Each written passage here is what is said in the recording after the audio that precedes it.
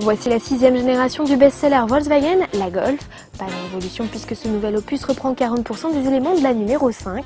Extérieurement, le style a été actualisé mais on reste toujours dans le même esprit.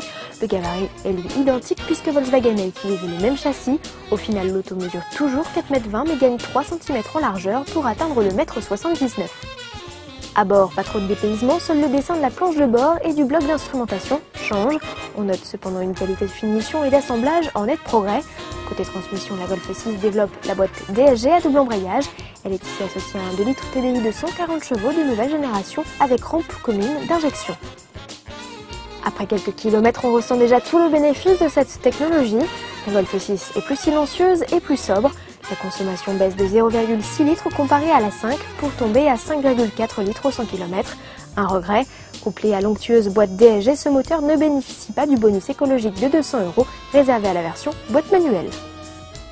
À l'arrière, autre déception, bien que le gabarit de la Golf 6 soit similaire à la précédente génération, les côtes intérieures ont plutôt tendance à régresser qu'à se stabiliser.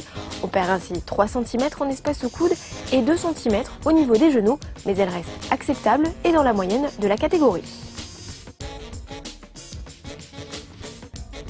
Côté coffre, pas de changement, le volume reste correct, mais même grief que sur la Golf 5, aucune possibilité de former un plancher plat, puisque seul le dossier des banquettes bascule. Enfin, sous le plancher du coffre, on retrouve une roue de secours de type galette.